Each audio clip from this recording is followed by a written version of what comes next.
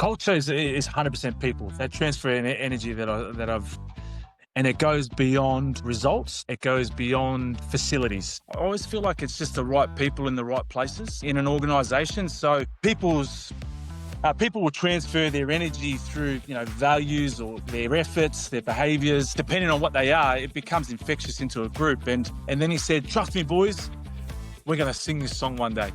We're going to sing it, all right? We're going to absolutely sing this, and I don't know when, but we will." Your body doesn't know if it's half or full. If you've got mouldy blood running around you, then you're mouldy. So don't ever sell yourself short on whether you think you're half full, 3/4 or not. Welcome to Coaching Culture, the podcast about cultivating culture and leadership. I'm Ben Herring. I've been loving this side of the game for bloody ages. Today's guest is Sam Wykes, with over 100 Super Rugby caps as a player, 7 seasons at the Force before heading over to Japan with both the Coca-Cola and the Panasonic teams before he joined the mighty Sunwolves super franchise, where he and I were coaching play together. And today we will actually dive into that fascinating, unique cultural experience of the shortest Super Rugby franchise in history and how we got things out of it.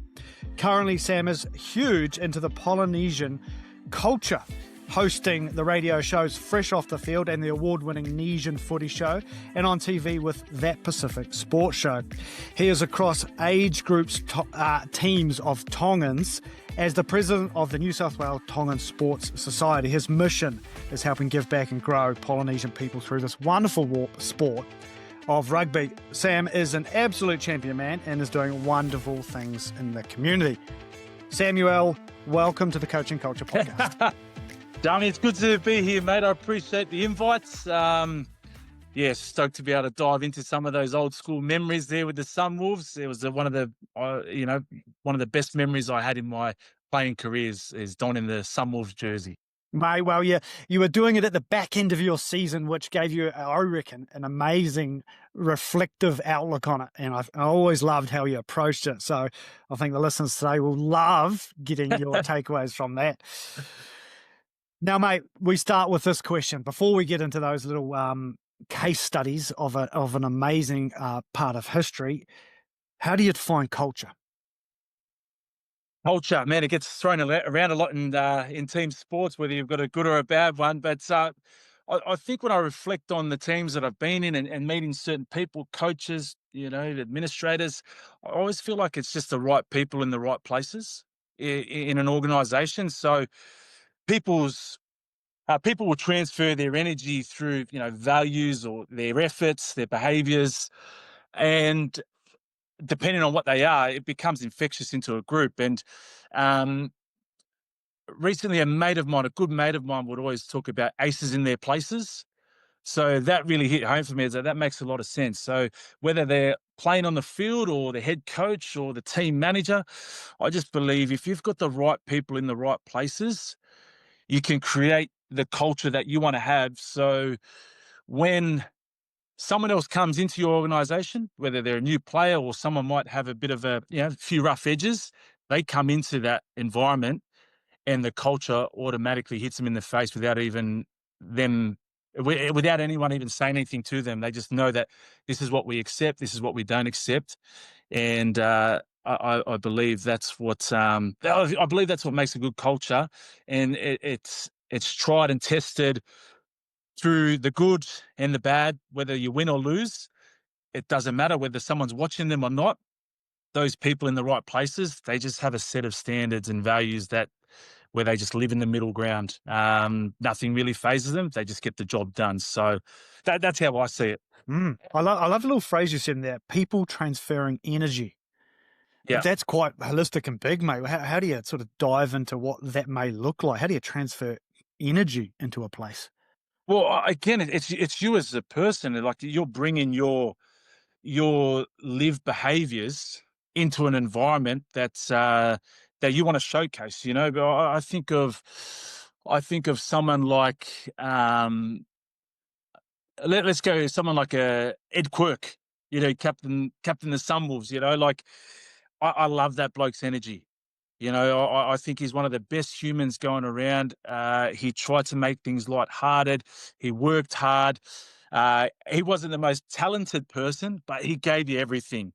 He made sure that if there was rubbish on the floor, like, he would pick it up, but he'd let you know about it. It's your rubbish. But he'd pick it up and take that over to the bin and go, hey, make sure we leave the place nice and tidy, but he did that consistently for us to know that that's who Quirky is. And then he had some funny jokes as well. I just think of someone like him. I think of someone like a David Pocock as well, where you could not match his training ethic.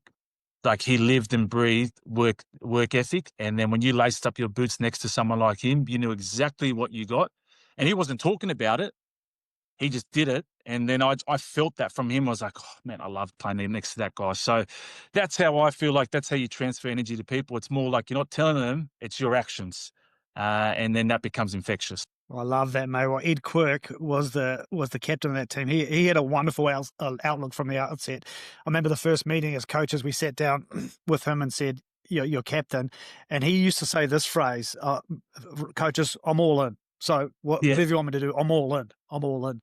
And he just kept repeating that phrase. And actually, at one point, we had a little session, sort of a leadership session with Quirky. And one of the points I raised to him was, mate, what about that language? What does that language, just out of interest, say to you? And he goes, I'm 100% committed. And I sort of pushed back a little bit and said, well, when I hear all in, I hear it's maybe a gamble. Like you're playing poker and you're all in. There's an element of gambling. And he dwelled on that for ages. I remember him thinking, yeah, that's a good point. Yeah, well, are you all in because, this is, you're a surefire shot, or you're all in and taking a risk? And he was like, oh, yeah. And we just threw that back and forth about as particularly in a place like Japan, where your language has to be on point because you're dealing in a foreign language. It was really you're not wrong. It's a good way to put it. Like, you say that, but you think you're all in. But I knew from playing with him, he was just committed to the cause. Committed to the cause. Whatever needed to be done, he'll put his hand up to do it. And would he be what you consider an ace? So an ace in their place, a guy like him, he needs to be in a position where he can have real influence, correct? Absolutely. So personality types, you can't have, say, for in a team environment, you couldn't have 15 Ed Quirks in there. You wouldn't win, or you wouldn't get the job done. Like, it would just not work. You wouldn't win. You wouldn't win. You'd have too many red cards. You know what I mean? Like, you just can't have everyone the same. So I feel like in an environment like the Sunwolves, where winning wasn't necessarily going to happen more often than not, which it didn't, you needed someone with energy that lifted morale, that boosted morale, that could put an arm around you and make you smile. Because, again, we'll go into it, like, it's a very unique situation where a lot of us lived away from our families. We lived in a hotel.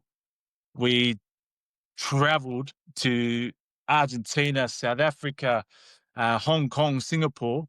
So we were living in each other's pocket. And, man, if you had the wrong type of people in those environments, you could really fracture a group because of how much we lived in each other's pockets. But someone like Quirky, mate, his fun and games.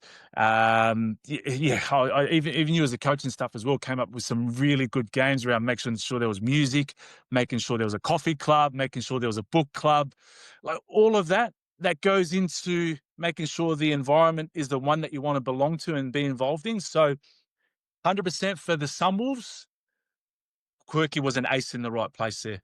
Quirky was an ace in the place. Well, let's dive straight into the learnings from the Sunwolves, Sammy, because we'll give a bit of context for those that are listening that don't potentially know what the Sunwolves was. Sunwolves lasted 3 years in the Super Rugby. It was an endeavour to try to bring a Japanese team into it, and it lasted 3 years, and then it was pretty much shut down by Sanzar, essentially. And there was a lot of things working against out of the team's control. But do you want to just run us through what it looked like for a day-to-day? How was it different to any other team in the world? Because it's very different, wasn't it? It was very different. Like, we think of the back then top league would run on the opposite to Super Rugby, the seasons. So a lot of the we would be finishing off our top league season, and that's why people went back-to-back seasons where they could go, oh, I'll play Super, then I'll go play in top league in Japan. And it was a good little cash grab. We'll just call it what it is. And so that's why people could go back and forth, and it worked out pretty well. So, but then when you think about it from the Sunwolves' point of view, so we finished top league, we had 2 weeks of preseason in the middle of winter, still getting to know each other's names because round one was 3 weeks away from top league grand final. And then it was it was like a national team, but it wasn't. So we all had to live in the one hotel together, Mm. All and season, right? all season. And then pretty much, yeah, I'm like, you talk about the language barrier of having all the different coaches and translators in there.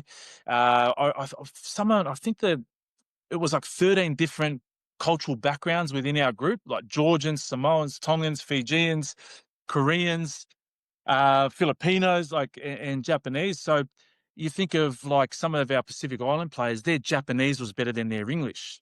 So we're trying to have a broken conversation in Jap because I couldn't speak Tongan. So I'm having a broken conversation in Japanese with another Tongan, and it's embarrassing because it's like I should actually know a bit more Tongan to be able to have this conversation, but we're going back and forth in Japanese. So like that was unique in itself. Like just when you're coming up with plays, when you're coming up with because communication is such a big part of team sport. And so we're already behind the eight ball. One, that we don't even really know each other. Two, it's we've got a short amount of prep time, and then we've got a language barrier. So it was tough. It was unique, but absolutely loved it. Yep, it was tough. And there was a whole lot of, just for a bigger, wider context, we also had other constraints which were tough against us, that half of our home games were played in Singapore. Oh, that's right. Singapore and Hong Kong. Yeah. So Singapore's 9-hour flight away, and that's a home game for us. So we would have to not only travel for the game, we'd have to travel and be there all week for one of our home games. Yep. We had, in that year we were there, our travel as the Sunwolves was twice the distance of the next team.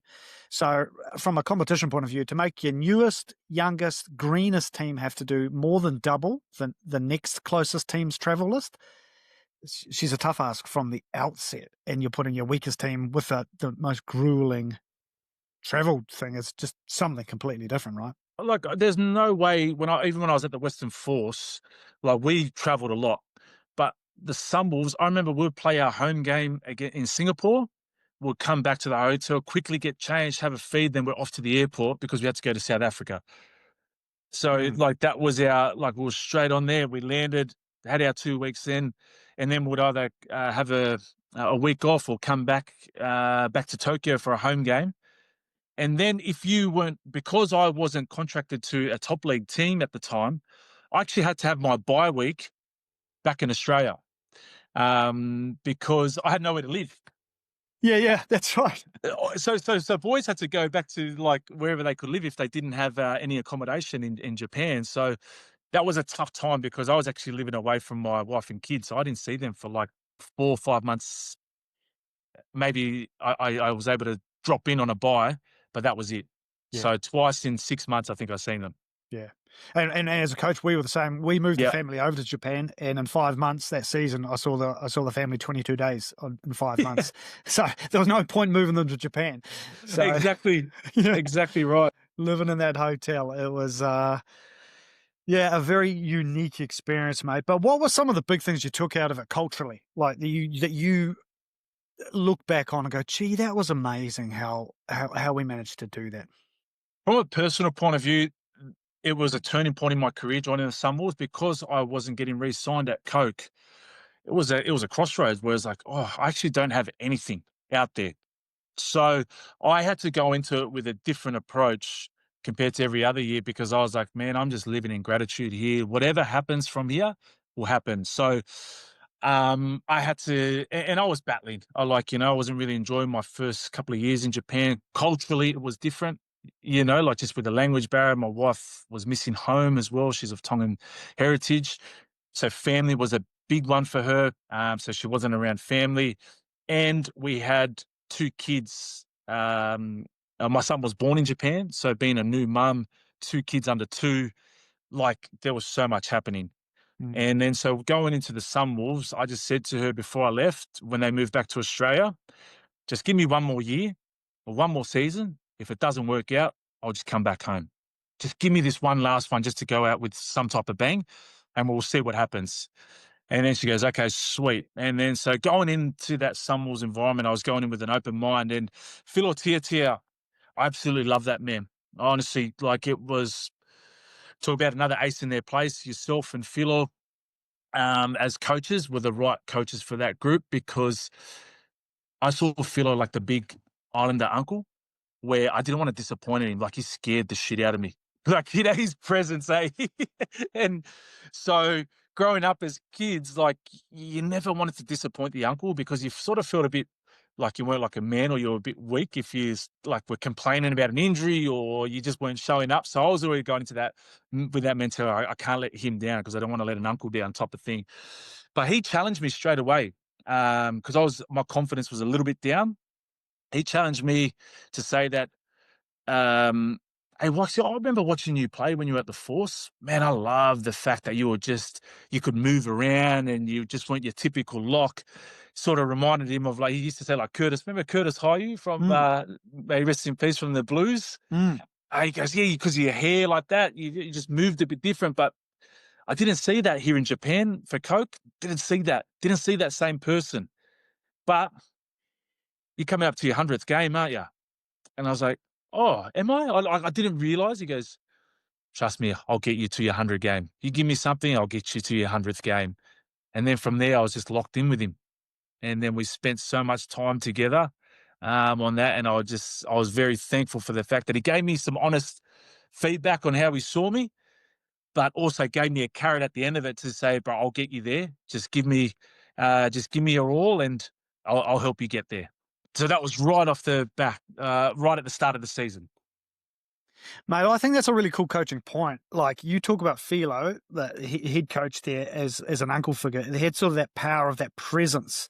And I think that's always an interesting one for coaches to remember, that your players see you a certain way, and you might not even have any idea that someone's looking at you like that. And I certainly, you saying that is new to me. Like, I wouldn't have thought you, as a very senior player coming into that group, would have looked at Philo and got, like, in that sort of admiration and a little bit of fear.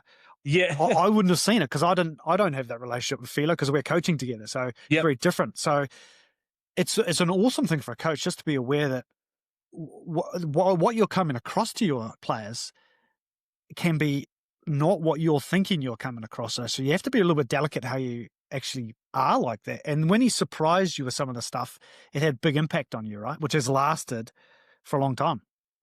Absolutely. And then I just think, when you talk about that transferring that energy, he could have transferred that energy in a different way, and just like not giving me the time of day. But that showed me he knew me as a player before I even knew him as a player. I knew of him, but I didn't really know him at all. But he knew what I was like as a player when I was at the Force, as a young kid, just having a crack on the field.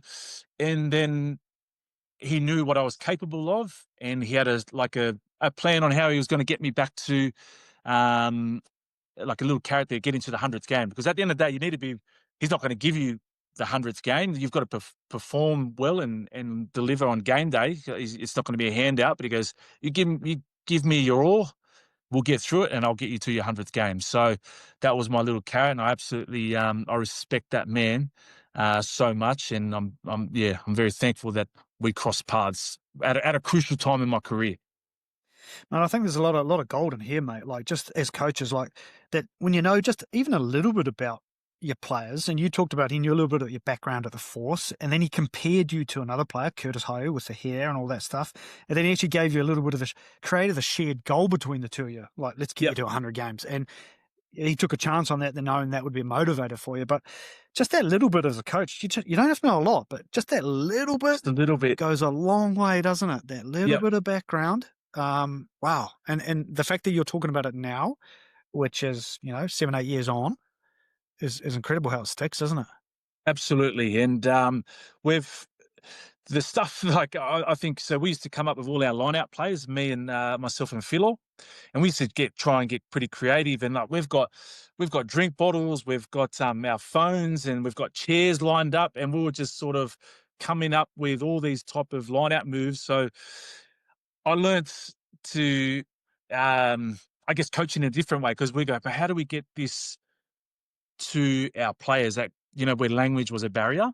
So we were showing like say some of, I think it was Goo. You remember Big Yep. Goo, the front rower? C1 So Goo. yeah, Dion Goo. And we had a chair as a front prop, and like we're moving the chair forward. Go, so this, if we move it forward, you're going to be the front lifter.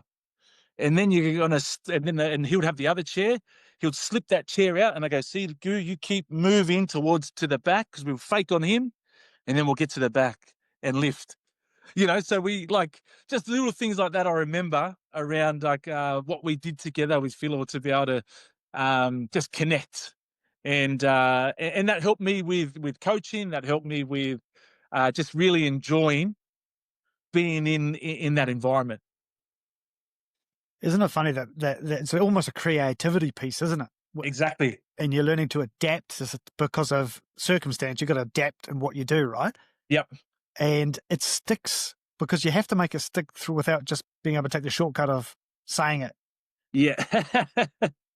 It's good you say that because it was the same with coaching too. Like when we did our presentations, I don't know if you remember the presentations that we did back then as a coaching group. We were very planned in the way that we needed to keep it super simple. We needed to make it engaging without bogging down with content because we knew we couldn't deliver that content with lots of words. So we shortened a lot down to images and pictures. So a lot of our terminology, like the defense, was like a fire philosophy, and it was just a picture of fire rather than saying. Yeah, I remember you delivering. I think it was like the heart, around the heart, like with the ruck.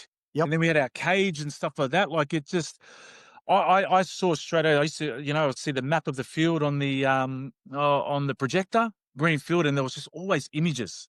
There was so many pictures, and like you had a photo of the heart, you had a photo of the cage, how you protect it, and you had a story around it. And I'll never forget because I actually struggled defensively there because you're really big on making sure from the ruck, say from the sideline, that we only needed 3 defenders defending that because a lot of and that felt wide to me. And I got really uncomfortable of thinking, I don't think I can defend that 3-meter gap here. I needed someone a bit closer. And I was missing tackles because of my tracking and stuff like that. And you noticed that. And so I don't know if you still do that drill today, but you really helped me understand how to defend with width, but with my foot patterning. So if someone does have late footwork, I can get my head to that side and still make the tackle with my head on the right side because I felt like I was on the outside and then I'd put my head on the inside and I was getting bumped off like that. But you really took the time to get me to understand why we were defending with so much width and how it's going to benefit me, with my tackle tech, like getting off the line, shortening your feet and making sure I've got my head on the right side to get back on my feet and go again. So I don't forget those type of things around those defensive systems, like how you spent time with me to make sure, you identified a problem. You looked at me, I was like, man, is this guy ever going to get it? Because I was missing tackles left, right, and center in this 2-week period of camp, getting bumped. But you took me aside after training, you put time in me, and that's what I feel like is really good with coaches and culture, is that care factor of what we spoke about with Philo and putting time into a person. Well, I think it's also a really interesting one, just to divulge you about my sort of mindset around yourself, knowing that you're sort of one of the oldest in the team. I was very conscious that we were doing something completely different than you were used to. And to teach essentially an old dog new tricks takes a lot more time, takes a lot more selling. You have to undo everything that's gone before. So I had to be very different around the way I approach you as a way I was approached some of the younger Japanese boys, because they were pretty much like, okay, this is how we're doing it. Didn't know much better, and they just did it. And they were open. Whereas you not only were learning something new like they were, but you're also having to ditch a whole lot of learned behaviours for a different system, which was completely different. So I was really conscious around, I had to really sell you the whole time, not just say this is what we're doing. I actually had to sell you the why of it. And it's interesting to hear that it stuck a little bit. And it meant doing a little bit more with you more often and just keep chipping away with, this is why we're doing it, all this stuff. Because I did appreciate old dog new tricks is hard, right? Especially when you're not as fast as you might have been years ago. Well, I love it because it was like I was learning again. So I was very I'd challenge, why are we defending so wide? I just feel like how big we're going to get done on the inside. And then you go, nah, mate, you can practice it. And so you got JJ, maybe JJ Taulangi, Yep. some of the best footwork I've ever come across. And there was me one-on-one with him in close channels, and wholly after every training, and my go again. And he was putting footwork on. Go again. But it was just time. But then the aha moment in the games came across with someone got to me, made a dominant tackle, got on my feet. I was like, oh, yes, I tracked him well. I got it. And it stuck. So all that time and effort and all this stuff that where it felt like, oh man, it doesn't feel like I'm progressing, but eventually clicked through time in the saddle and repetition and through good people, continually pushing it. Yeah. And I think the other point from a coaching perspective here, Sammy, is that you're also such an influential player in that team. I couldn't afford as a coach to lose you as a bloke. I couldn't afford to have you go, I don't really dig what he's saying. So that was another little aspect as a coach where I need to make sure I keep winning you over from a coaching perspective, because if I haven't won you, then you're not helping spread my message as a coach through the team. So if you're against me in terms of I actually don't agree with what he's doing there, and you're sitting on that fence, then if someone else is on the fence and they sort of sidle up to you, then you may say, "Nah, mate, I'm with you. That's average." So I had to put a lot more one-on-one time, particularly around you, because I wanted to win you over. I wanted you to be my evangelist of what we're doing. And I never saw it at that. I'd Yeah. never seen this. You talk about Philo, like you're not seeing that type of relationship. How I would have thought, my perception of him. I did not know that that's what you were doing. I thought you've just been a coach and that's what you do. And if he doesn't get it, then you're out. Well, again, I probably didn't appreciate that. But no, so I think the coaching point is, in a team, you've got all different personality types and it's ages and stages of where everyone's at. And you've just got to modify. You're giving the same love to everyone, but you're giving your love differently. It's like in a family. We got 4 kids. I show it differently to my son, my oldest son, to my youngest son, to my oldest daughter, to my middle daughter. It's all slightly different. The love's always there. Like the kids often say sometimes, they go, that's not fair. How come they're getting that? And you go, do you want me to treat you exactly the same as your sister? And they stop and they go, actually, no, let's just keep it slightly different for different people. Yeah. But what else, mate? So, obviously the Sunwolves had tough schedule. You're living in a hotel 24/7 for 5 months. You're traveling ridiculous. What you probably didn't realize is, as a coaching group, we didn't have a whole lot of say in the squad. The squad, us as coaches didn't pick the squad. Jamie Joseph. No, we sort of we picked up on it. Yep. Because it was just people getting. I guess if they went back to their normal top league team, they probably wouldn't have got their rest that they would have required. But so I think it was myself, Britzy, maybe Quirky, and a couple of Monster. We were always the consistent ones. So our team changed almost every 3 weeks, I reckon. So for your background, we would get Jamie Joseph was with Japan. I was also with Japan, so I had a dual role with both teams. And he would say, here's the squad for the next block. For the next 4 weeks, here's the new squad. And sometimes it changed drastically. And there was guys we had no idea about. And we'd get them, and me and Bulls, Philo would sit, and Slushy would say, do you know anything about this guy? And we're like, nope, no idea. And that was a challenge. It was like, right, we probably have to do some training here and just see how good these guys are. And which is not a great way to be jumping into a Super Rugby competition. But how did you take it as a player's perspective when you're getting constant new guys in there? What did you find around that environment? Again, maybe because we knew the expectation of us to win wasn't there.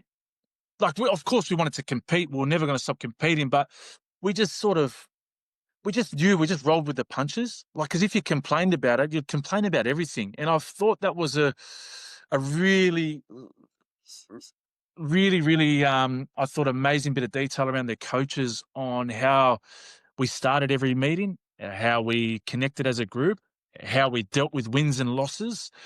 I remember Philo would get up and be angry if there was no music on. So if there was a music committee and there was no music before the team meeting, he goes, hey, where's the music group? Nah, mate, that's a shit job. There needs to be music before every meeting. When I walk in here, I need music. So it's like he delivered the same passion, the same way for the music group that he would if you missed a tackle or you would like for some game day feedback. So Mm. the music would go, man, it's not good enough. We have to bloody get some music. So even if someone was new, would come in, they'll go, oh, what's your favorite song? You know, and then they'll go, oh, yeah, put that in the list. And then so like there was ways to connect like that. I remember before every every training run, we played noughts and crosses with remember how we had in the two lines? Yes. That's still my favorite primer for game day, for a warm up before the game. And it still teaches communication. It taught, and I always teach the kids when we play that game, everything's deliberate. So sometimes you can go as fast as you want. You think speed is the way to win that game. But after the first 5 people go, sometimes you have to be strategic and hold your feet and, oh, there's a space up there. I'll go put my cone in that corner to get the win.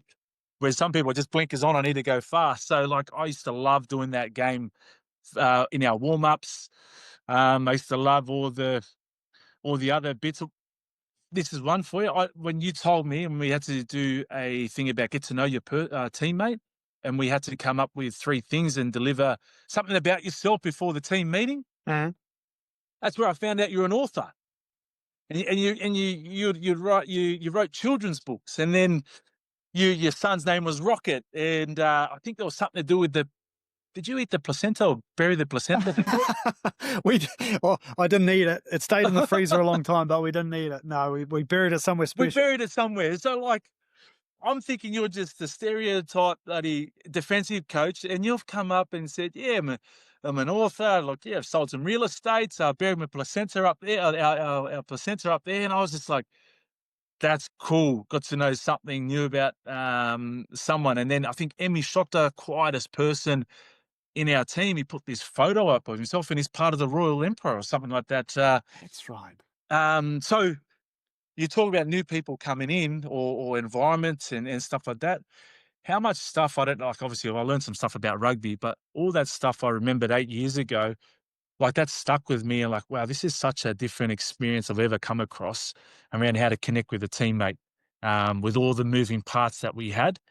And to this day, that's what really solidified me. What's footy about? It's about connection. Mm. I think it's a testament, mate, too. Like the fact that you can remember my son's name from 8 years ago, just from a conversation we had like that. Yeah. And those little things, mate, like just shows the power of that sort of stuff. And what does that do you reckon? Like for me, that creates, like, just hearing it back, it's like, wow, that had a little bit of, that's a connection piece, but it's quite a powerful connection piece that it lasts, right? It transcends what we're there doing, doesn't it? It actually creates a personal connection. Yeah. Oh, well, for me, it becomes, that's me as a person. I'm not transactional. Like I've had those, look, I'm not saying I love my time under Jamie Joe. I think I respect the man and his coaching, and you need a Jamie Joe in your career at some point in your time. But for me, I struggled under him. Like he broke me in the sense that like he was just so direct, and it just felt like no matter what I did, I just always second guess myself. So my confidence was like, oh, shit, I'm going to get dropped here. You never know what you're getting.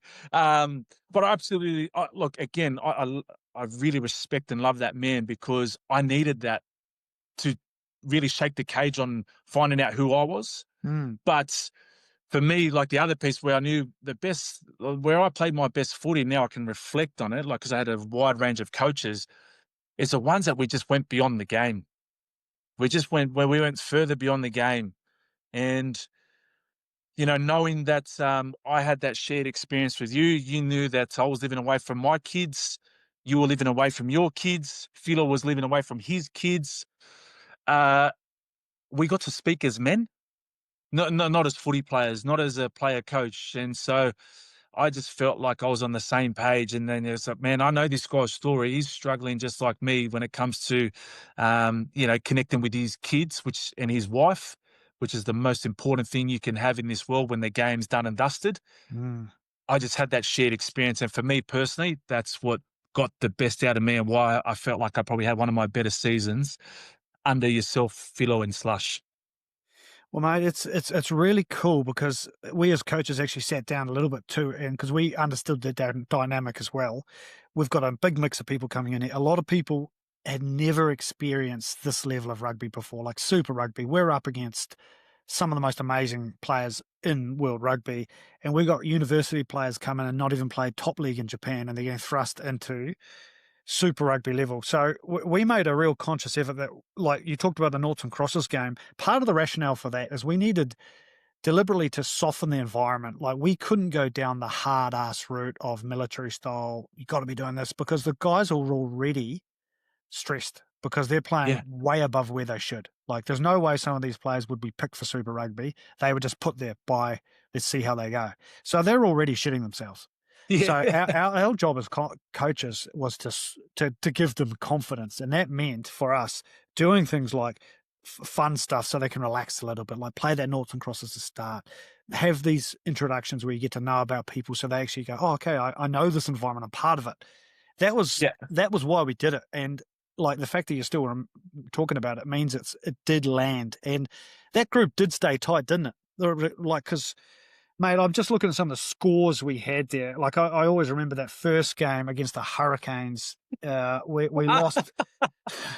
We lost by a lot. 83 to 17 or something. 83-17. And we were delighted because we got 17. And I just remember Hikaru Tamura was our starting 10. He hadn't played a top league game. He was straight out of university, and he was marking Bowden Barrett and TJ Perenara were the 19. And he was losing it. Like, he played university level, and now he is marking two greats. I remember that game. The bus, prime Julian Savea. Quirky's come out of the line to put a shot on him, and the bus has run over Quirky, and he's just done the reverse scorpion, and I'm standing next to him, like just going, oh, we're in for a tough day. We're in for a tough day. But hey, we came off there, and some of those other scores. Well, my 100th game against the Lions, I think, was 96 to it was to 7 or something like that, or 93-7. It was 94-7 was that score. And I got concussed in the first 20 minutes or something, so it came off. But one of those hidings that I remember clearly is we played the Bulls at Loftus, and we I think we lost like 40 or 50 something points. I don't know. Where was that game at Loftus? 34-21 we lost at Loftus. Oh, was that it? Oh, because I thought it was a bit bigger than that. But I remember. And then so after that, was it 2 weeks later, we versed him at Chichibu? Yes. So so after that game, like Loftus, for anyone that doesn't know, Loftus is a very intimidated place to play rugby at. Pretoria, the Bulls, their Man Mountains, they sprint out of their change room with that Afrikaans song when they're coming out of it. We're up against it. We had a red-hot crack, and for some reason I thought it was by 50, but when we came in, and that was probably off the back of a long tour, sort of back end of the season, we're sitting down there like, oh man, I'm sore. Like everything's beaten, my bloody confidence, my body, everything, morale is down. Phil comes in with this smile on his face, and he's like, "All right, boys, get up, let's sing our team song." And we're like, "Oh, what?" And obviously, Slushy, I think, is translating at the time and telling the Japanese, and he's like, Japanese, huh? What are we doing? Like, grab a beer. We had a beer, we had a drink. He goes, all right, let's sing our team song. Can't remember what our team song was, whatever it was, but we sang it after a loss. And then he said, trust me, boys, we're going to sing this song one day. We're going to sing it, all right?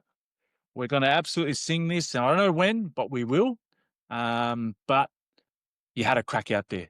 And we did. We beat them at Chichibu. I think it was a few weeks later. Yep, 4 weeks later. Was it 4 weeks later? 4 weeks later. And I remember, I think I caught a line out, lost the line out.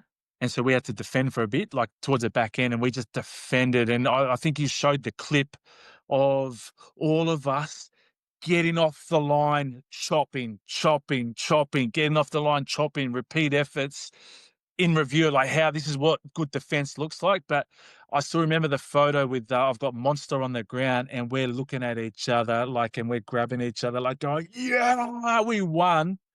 That was one of the most amazing feelings I've had in sport. That 4 weeks before that, we lost at Loftus. We sung our team song, and then then we beat them in Japan, and that was an unreal feeling. Yeah, it was, mate. It was. And part of the coaching aspect to that was we had to be really deliberate around how we define success. Because with all those dynamics, we were expected to lose every game and lose by a lot every game. Just that was the reality. So we couldn't come in angry at results. That just wasn't the case. So after those games, we'd sit there as coaches in the box and go, righto, how are we gonna flip this? Because we can't come in and be like thing. And I remember that game because we sat there as coaches and went, that scoreline's actually pretty good. Oh, yeah, that's not too bad. That's good. And so each game would sit there, and then Bulls was like, righto, well, let's go. And he came up with that idea. Let's bring the morale up because we've got a game in next week. And this is the pattern of that season. And I'll reflect some scoreline results for you because this is what we were really proud of as coaches. So we would often go away for 3 or 4 weeks on tour. That's how it is. So we had a New Zealand tour where we played the Crusaders first up with a brand new team. We lost 50-3. And we sort of celebrated that. Go, right, I meant this is that's our standard, so let's try and prove that. And I remember the next weekend we played the Highlanders and we lost 40-15. And we were actually really happy. Competitive in that game. Yeah, we were. And that scoreline probably we scored, 3 tries there. How good's that? From none the week before to 3 tries, and we dropped there. The last week in New Zealand, we lost 27-20 to the Chiefs. And that's because they scored in the last play of the game to That's right. draw. And we just thought that is success for us because we're not measuring we lost all 3 games on tour. We got 1 bonus point, but that's 1 bonus point more than any expectations. But what we loved as coaches is the improvement. Bang, bang, bang, bang. Another one, which is like the same thing, 3-week tour of South Africa, finishing in a home game against the Blues. So we went to play the Lions and we lost 94-7 to the ultimate champs. The next weekend, the Stormers, 52-15. And we were pumped with that for the same reason. We took an absolute hiding and then we reduced it by 40 points and we increased by 2 tries. And then we come back to the last game of the season against the Blues. And we put 8 tries on them. We beat the Blues at home. Yeah. And the boys were fizzing because we just kept, as coaches, our success wasn't wins. It was improvement.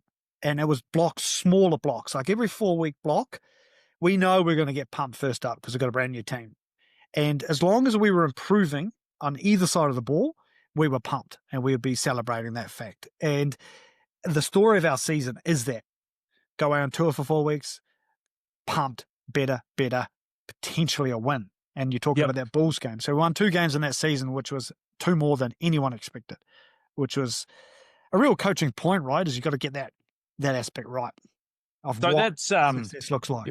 Again, we go back to aces in their places. I don't know if any other coaches would have been able to handle that and the stress of that and not going into a competition where it is results based and handle those losses and be able to, again, not transfer that stress onto the players. You guys were the right group for that. And I, man, as I said, it was unreal to be able to have that because if we didn't have those morale boosters, all those score lines would have been 50, 60. There would have been 100 there for sure. Absolutely would have been if we didn't get the mood and the energy right every single time in preparation. So I absolutely love that. And for yourself, Jamie, when you reflect on that as a coach, how has that season how did that season help you or change the way you saw how you coached in different teams or move forward in different environments? Yeah, mate, good question. I had a lot of learnings in that time period because as much as we talked about, we kept the stress away from the players as much as we could. It was actually pretty stressful for all of us as coaches. We all had our issues at home because you're away from home from the whole time. I had issues myself. Like I had kids at home who, had some pretty rough illnesses over that time. My wife was struggling with it. And when you're away for so long, it weighs on you. And then you're getting frustrated with stuff and you're trying to keep it away from others.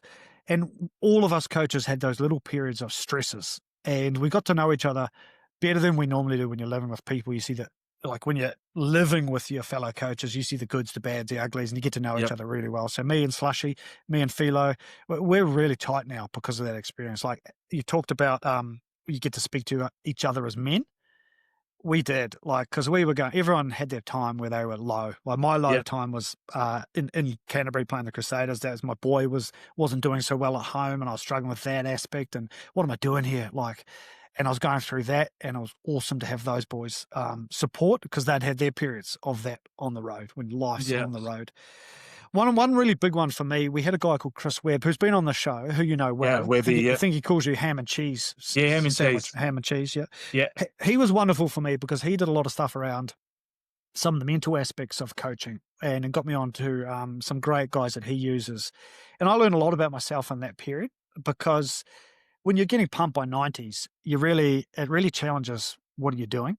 And A lot one of the questions. ones, and also under pressure, under stress, where you go to. And I had some fundamental learning growth around, like, when I'm under pressure and we're trying to get these results and things, we've got to do something different. Like, I go to something different. And I always remember that he was like, well, some of your coaches don't. Some of your coaches go, we need to go back to basics and just do the simple things done well and get better at that. Whereas I go, we can't just do the simple things. We've got to be different. We're looking at 90 points here. And so my headspaces go to, what unique thing can we do? Whereas Bulls potentially went through, we just got to do the catch and pass, get better at tackle. And so if you don't know that with your fellow coaches, what your differences are, then you might butt head.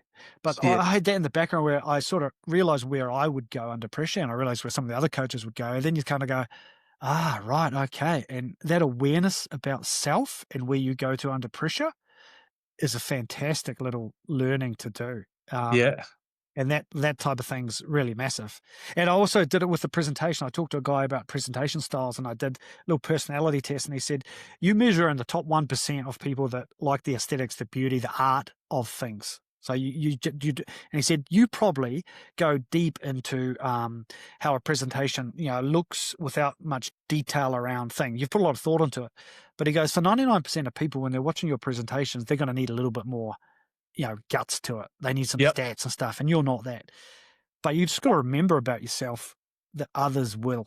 So you have to sprinkle it in there. You just can't do it your way, because you're such a high percentile for that particular thing. Yeah. And I always dwelled on that, and I was like, yeah, that's a good point. Some of the things I love, other people aren't going to love. So I'm going to have to temper that. And that Sunwolves environment was such a good one. When the upside is, when there's no expectation, is you can actually try stuff. You can test and experiment, and you learn so quickly when something works. Like some of that stuff you're talking about, like, not many teams you'd sing loudly after a game that you lose. You lost. But we could try it, and then we see the benefit, and we go, actually, this could be bloody, like, and not many professional teams get that luxury. And we had that opportunity to experiment, which was super cool. Man, it's such a good point you bring up. Like with Webby, man, I've known Webby since I was a teenager. So to connect with him again in that type of environment was unreal. He calls me ham cheese, because he goes, well, actually, you're nothing flash, but everyone needs a ham cheese. Yeah, everyone will eat a ham cheese sandwich. Like, there's always a place for a ham cheese sandwich somewhere. So, and I was like, yeah, it's a fair point. I wasn't at all a flashy player or anything good or anything special, but I just tried my best and had a crack. But even we talk about Webby, I remember Philo would wear no shoes to coach. So in Australian cultures, right, for rugby cultures, there was like, you couldn't wear thongs to team dinners, like, to the hotel. You couldn't wear a singlet. Like, there was all these standards and values that we thought, this is what makes a good team, and it has its place. And then Webby was stressing out that Philo wouldn't wear shoes to coach or to the team meetings, and he was barefoot. And then Webby was telling me the story. He approached Philo and he goes, Philo, mate, do you think you're sending the right message by not wearing shoes around your coaching? And he goes, mate, whether I wear shoes or not is not going to affect my ability to coach these men. Leave the coaching to me. I'll be sweet. He goes, yeah, fair enough, Philo. So I was cracking up laughing, because, mate, Webby was the bloke that was very strict on if you wore a singlet to team dinner, if you didn't wear closed shoes to team dinner. But after that, mate, he was so relaxed about it. He goes, yeah, mate, you know what? It actually doesn't matter. So I just think you're talking about, again, cultures coming together, different environments. And I learned so much about South Africans. Japanese, Pacific Islanders, Kiwis on how we see the game of footy. So I thought that was an unreal experience. Yeah, I think that's a cool one, and it's probably I often hear about culture of teams as they actually reflect the personality of the coaches, like Yep. teams, like, and if you've got a strong coach at the top, largely that'll be the watered down effect of Yeah. what the environment is. And Philo not wearing shoes is a really good example because it was important that we weren't super strict on that stuff because, man, we're up against it anyway. Like the last thing you need when you're getting pumped by 90 points is to have all these rules and run a military type thing, which you got to have a little bit of flex elsewhere. Yep. Otherwise, people won't enjoy it. And if you're not enjoying it and you're getting pumped by 90, you're then going to be pumped by 120. Yeah. Very shrewd. Well, one interesting reflection, I always remember when we played the Bulls at Loftus and we went out for a team run, captain's run the day before. And I'm pretty sure the Bulls did this on purpose. They had a few non-players doing their, like, a little bit of fitness stuff on the field just before we went to do our captain's run. Yeah, and they picked their biggest blokes, and they were huge. They were massive. I always remember our starting front row walked past one of their non-playing props, and they just all turned their heads and were like, oh, and they were actually scared. They were like, look at the size of this guy, and he's not even playing. And I always remember that feeling in me like, this isn't a normal rugby team. When you're going the opposition, you're looking at them and go, oh my goodness, and you're scared of the non-starting prop before you've even played. It's like, right, we're Alice in Wonderland here. This is the rules go out the window. Your standard professional rugby stuff goes out the window when you're hearing that sort of stuff. Well, again, strategically, if they've done that, and then the opposition change room, and affects all the teams that go there, they put the cheerleaders out front of the, where they warm up in front of the opposition change room at Loftus as well. They just like going all the distractions to get you off your game. Yes, mate. So over and all, that case study of the Sunwolves, an amazing experience. But a lot of that stuff that we talked about there today, I think coaches at any level can take a lot of that stuff, keep it fun, go beyond the game, to redefine success, how is important for you and where you guys are at. There's some real goal in the fact that we were doing it in a professional competition. And just so for perspective on a wider piece, the Sunwolves only lasted 3 years, and that wasn't because of performance. Because year 1, we won 1 game. Year 2, 2 games. Year 3, 3 games. And then for every external reason, which we can't control, Sansa, sponsorship, all that stuff, it got closed down. But the Sunwolves were tracking beautifully, like 1 game, 2 games, 3 wins. And for me, it just highlights like the way it was approached in that sort of, this is all new, we're creating something new, actually worked. And we were improving. When you look at the improvement levels, which is what we were defining success on, it was heading in the right direction. And I think all teams at any level can take the learnings from the way we approach. And I think all the coaches across all the years in that Sunwolves group did a wonderful job, and including Jamie Joseph, who helped drive it from the Japan national team side of things. I think he did it wonderfully, absolutely wonderfully.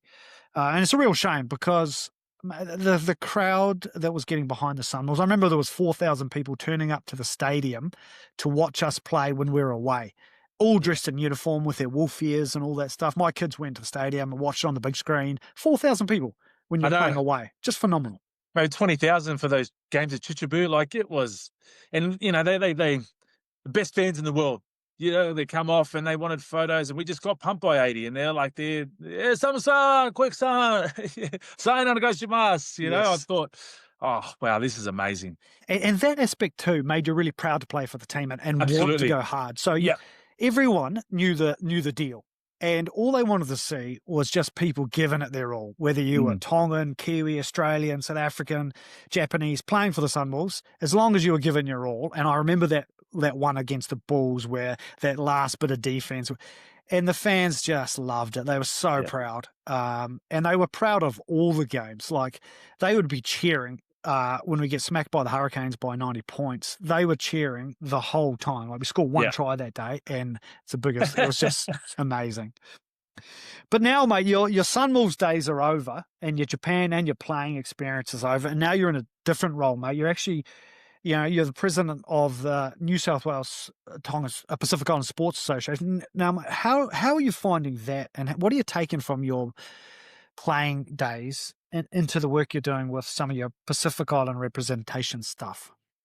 Yeah, when I came back after retiring and thinking about what's next, that transition phase is it is a scary one. You know, you talk about like you've all of a sudden you're not connecting with 30 blokes anymore.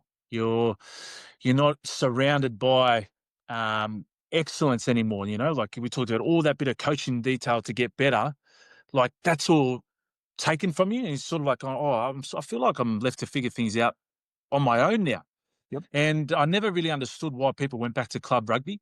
You know, older heads would go back and want to stay involved, but when I finished up, I realised, man, I love connecting with people at over footy because you know I went into a job like I had no idea what recruitment was, but it was like recruiting engineers for like design engineers. Yeah.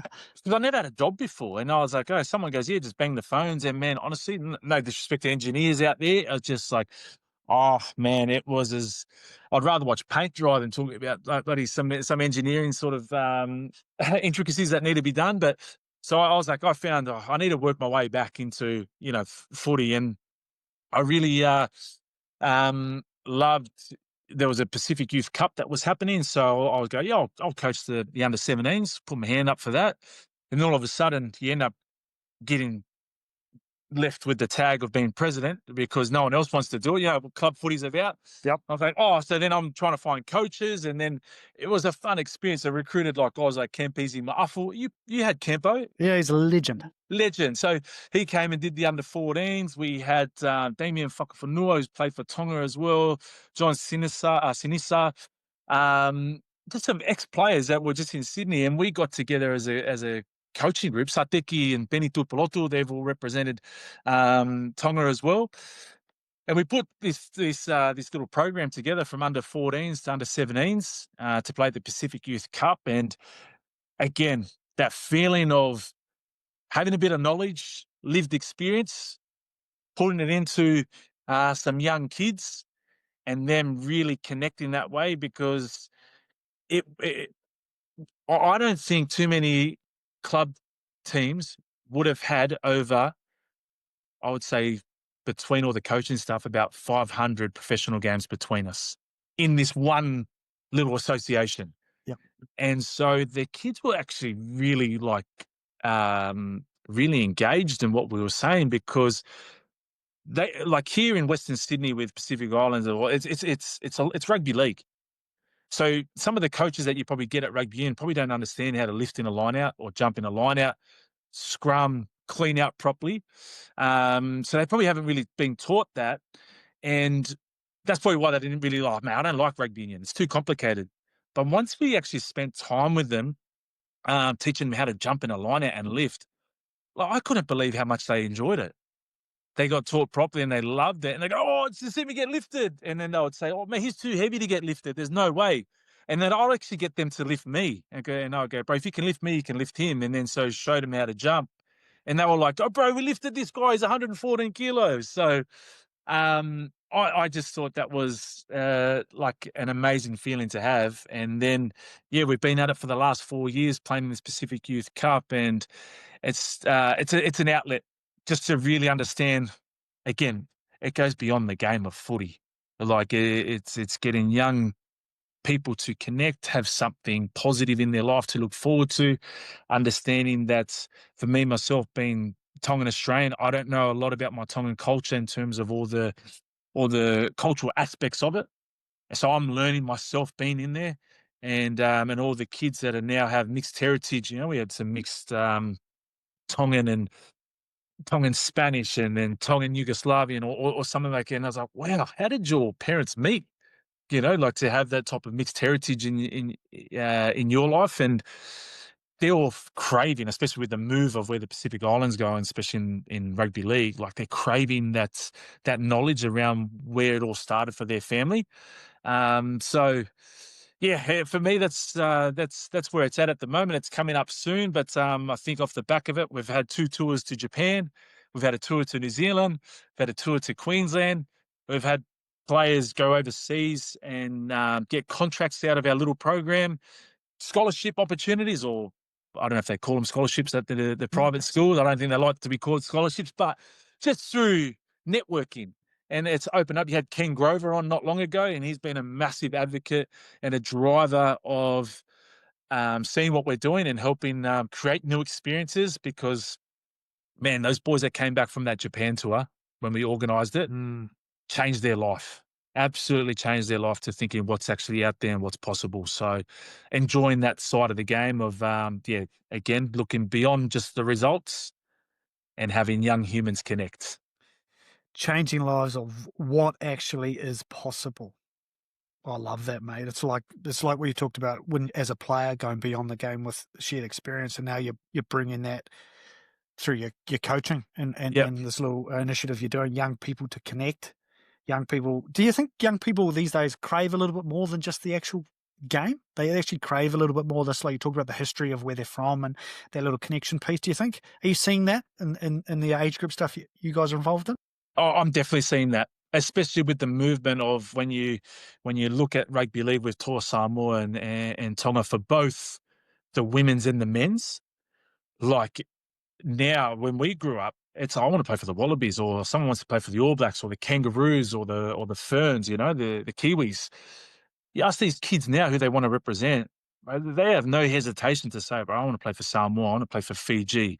I want to play for Tonga." And then I've actually seen because of the work that I do with ABC, like I co-host with Tiana Penatani and Sarah Nagama. They're so influential in that space that young girls are idolizing those their heroes like that. And traditionally, when we grew up, like the girls didn't play sport, and so they were left to do the traditional chores at home, and probably that was it. Now, through their influence, girls feel more empowered to say, "Man, I can actually do that." And their whole shape has changed. They're so athletic now, like they're so skillful now. And now the dads traditionally would probably say, "No, no girls are playing a contact sport." The dads are working even harder with their daughters or their nieces more so than the sons. And so now we talk about treating, you said you wouldn't treat them the same. The dads and the uncles now treat the girls and the boys exactly the same. No, if you want to play contact sport, bro, you go against the boys and this is how you chop tackle. Boom. They're chopping. So that's I think it's special what's happening. And I think the younger generation are really craving that connection piece to their culture. And if we can marry that up with the right people, again, aces in their places, coaching the right bits of detail to help them improve even more, I think you just have a 360 scope of improving someone's pathway. Mm. And just knowing some of the coaches that you work with in that little 14 to 7-year-old bracket, you've got the experience with some of those guys like Campo Mafu. They know the technical stuff, but where their excellence really is, and like he's one of our coaches too, and where it's beautiful is the way he delivers, like Yeah. the way he connects with people. That's the power with, and that's probably the bit for one of the biggest parts of coaching, isn't it? Is that if you can get whatever you know across well in a way that it connects, that a way it's memorable, the way it sticks, Yeah. that's what good coaching is. Like Yep. anybody can just know the X's and O's and put your hands here, point your fingers to target. That's the content. Yep. And anyone can know the content, but the art of this beast, of this craft, is how to deliver it well. Yep. Right. And these softer skills and create the culture which that can happen. Yeah, you're not wrong, man. And he does that so well. And I just think that's, again, we have all these kids come from different, even though they're all Tongan, as in a sense of, but like different parts of Sydney, and they're coming together in different schools. But to have them firstly connected by blood, which is already there, and you have someone, then you have someone knowing how to deliver that. And then you add on top of that, someone who's had the lived experience. It's so powerful. It's so powerful that these kids are very blessed to have people like Campo and Sateki and John Sinisa. And then we've even had Mark Gerard. We had Mark Gerard come down and coach last year the under 14 girls with Latu Fafita, the Andrew Fafita's brother. And Andrew Fafita came down with his twin brother David. So at our training session, we've had all these rock stars rock up. and all the parents are like, oh, man, is that Andrew Fafita? Is that Mark Gerard? No way. What are they doing here? And there's like their daughter or their nephew or whatever's playing in it. So it's such a special, such a special space to be in. And even though sometimes you want to quit because it's all the bloody stuff, all the other stuff you don't want to deal with around compliance and registration and chasing up sponsors and stuff like that. Oh man, it's too hard. But then when you see the result of it, you go, okay, we'll do it again.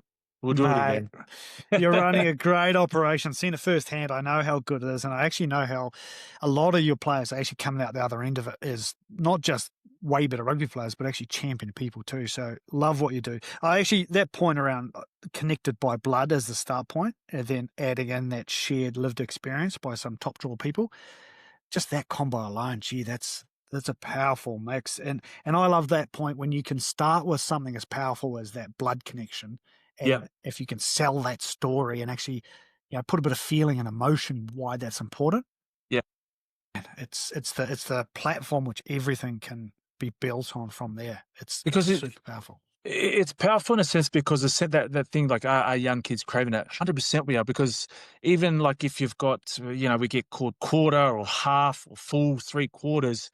But we had this, her name's Corbin Baxter, who plays for the Roosters. She's the captain for the Roosters. She said in an interview with us around she didn't feel like, because she's Māori heritage, but had no idea about her Māori heritage. And she went into the Māori camp and they asked her to lead the haka, I think it was. And she goes, oh, I can't because I'm probably not Māori enough. Because she's only like half, so to speak. She goes, the cultural leader at the time, if he goes, have you got Māori blood in you? And she's like, yeah, well, it's not, your body doesn't know if it's half or full. If you got Māori blood running around you, then you're Māori. So don't ever sell yourself short on whether you think you're half, full, 3/4 or not. That's who you are. So I think for that sense of belonging, to know that you are connected by blood, it doesn't have a thing of you're half or not. It's just, nah, you belong here, whether you know it or don't know it. That's why you're here. Jesus, powerful, mate. Powerful. And just to flick back quickly, just talking about what you're building on is with that Sunwolves, like I always remember we sort of sowed an underlying belief that we were actually in that time period building a foundation that everything would be built on after that, like creating an environment which would just become the norm. So I remember as coaches, we thought, are we leaving something behind which the next people coming through will just think is normal? And that's what you're doing with this Pacific Island group, mate. You're creating something which, if you step out, it'll just keep going the way it's gone. It's wonderful, mate. Hey, now, Sammy, it is time for our last question, mate. And this is the question we always ask is, what's one belief you have about culture that you reckon others would disagree with? Oh, wow. That's a good question. That someone would disagree with.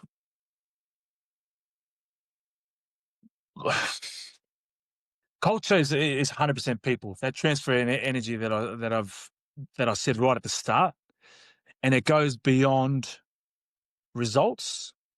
It goes beyond facilities, because there's the amount of times I don't know if people agree or disagree, but I've seen how many center of excellences that pop up to say that the fancy new gym equipment's going to produce your results, or having the ice bars and all of that type of stuff, all the high performance stuff, all the GPS stuff. I just think that's that doesn't create a culture. That just shows that you can paint some data and whatever.